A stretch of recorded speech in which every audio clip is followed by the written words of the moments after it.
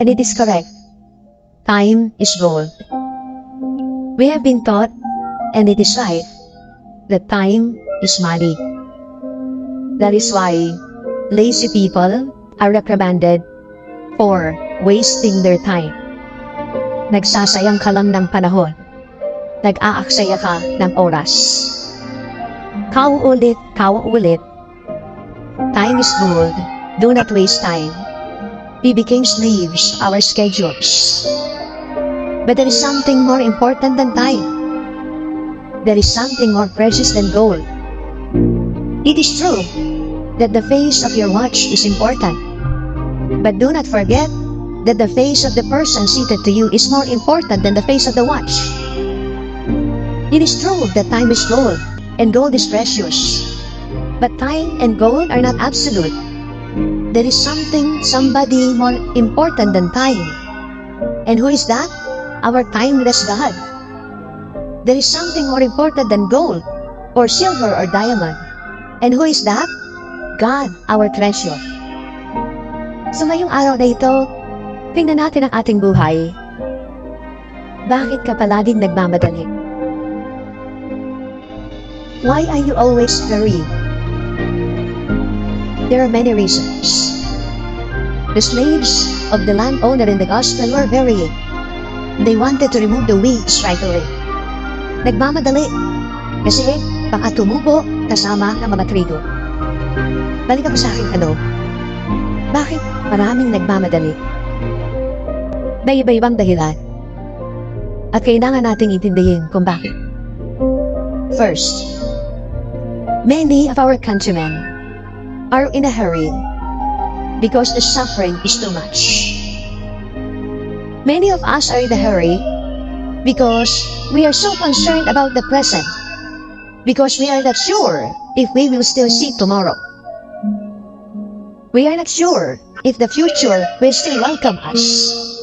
That is why we are in a hurry, because the misery is too much, the suffering is too much. And my dear brothers and sisters, when the poor are suffering, please do not judge that the poor have no discipline. No. The poor are suffering, but they are not less disciplined. The poor are suffering and they're in a hurry because they might not see tomorrow anymore. Parang wala nang kinabukasan. Kaya kapag nakakita ng pagkain, nagmamadali. Kapag nakakita ng ayuda, nagmamadali. Kapag nakakita ng tutulong, nagmamadali. At nakikipagagawan.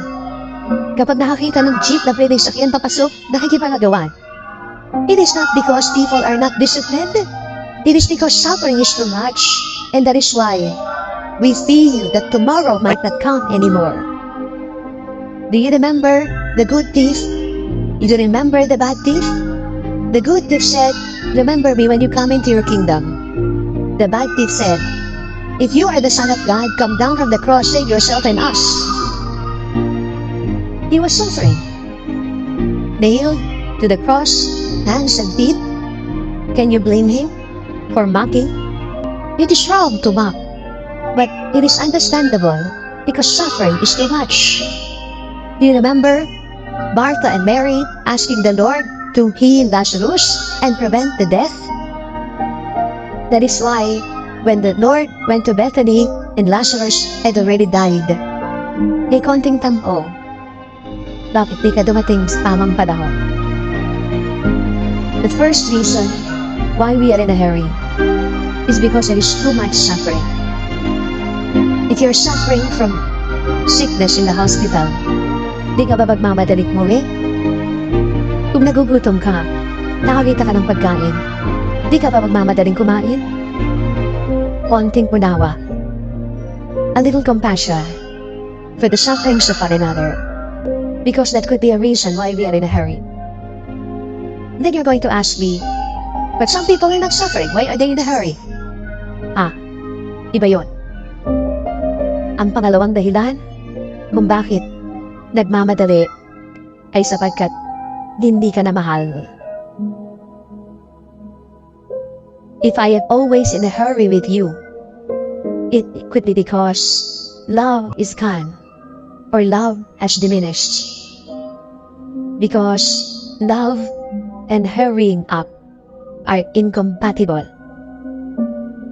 Sapagkat ang isang taong nagmamahal ay marunong maghintay kahit habang panahon. Real love is patient. Real love is kind. Real love waits. St. Paul says, love is patient. If love is patient, love can wait. If love is absent, we become impatient. That is simple. If we are always in a hurry, if we are always rushing, could it be because love is gone or love is diminished, and that is why we no longer enjoy the presence of the loved one? People who love will enjoy timelessness. People who are in love will not look at the face of the watch, because the face of the beloved is sweeter than the face of our wristwatch. It is more pleasing to look at the face of your loved one than to look at the face of the clock. If the face of the clock has become more attractive than the face of your wife or your husband or your parents or your children, it could be because the clock is now more lovable than your husband, than your wife, than your children, than your parents. The second reason why people are in a hurry is because we are lacking in love. And the third reason why people are in a hurry is we do not believe in God anymore. Do you remember hearing, kapag may kasalanan, kuha akong Diyos. Sasabihin ko sa mga kidlat, tamaan niyo lahat yan, patayin niyo lahat yan. Do you remember those words? Those are godless words. Because if you believe in God, you will understand that God has always been patient with us. If you believe in God, you would understand that God has always been merciful with us. Don't tell me this is politics. This is scriptures. This is the word of God. God has been waiting for us. And God does not like instant solutions, because God does not rush us. Yes, time is gold, but God is timeless and He's going to wait. Yes, gold is precious, but love is more precious than gold. And those who cannot understand God, God who is patient, God who waits, will become impatient with God. And some philosophers, some experts say, atheism is not the denial of God. It is not about the denial of the existence of God. Atheism is simply impatience with God. We are impatient with God because we want God to intervene and solve our frustrations and heal all sick people. We want God to solve all our problems, to solve all our hunger. We want God to rush. And when God doesn't answer us according to our time, we say, hindi totoong Diyos yan. Meron akong sariling Diyos. My dear brothers and sisters, if we can create a God who will answer everything that you ask for, that is not God. You have become God because you are commanding God and telling God what to do. When God does not always answer us, and when God allows us to live in our helplessness, in our weakness, in our frustrations, in our disappointments, when God allows crucifixions to continue, why? It is not because God is purifying us. No. Huwag niyong sasabihin, nililinis ka lang ng Diyos. Hindi po. Ang ginagawa lamang ng Diyos ay tinuturo sa iyo ang tamang panahon.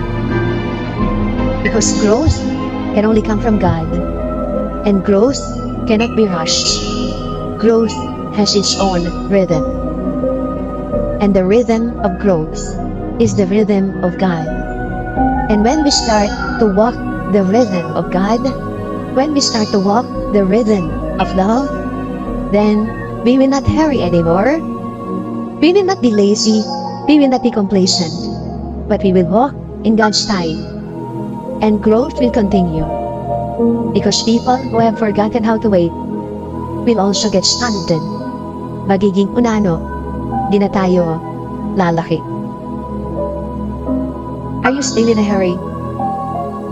Because you're suffering too much? Put love into your suffering, and then we can take up the rhythm of the Lord. Are you still in a hurry and impatient with God?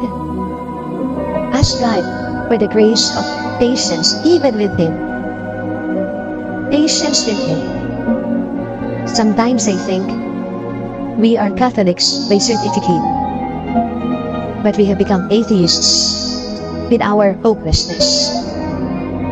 We deny God because God does not answer us according to our time. Let God be God. Let the rhythm of God be our rhythm. Let us love, let us live like the Lord, who is always with us in His timeless love for us.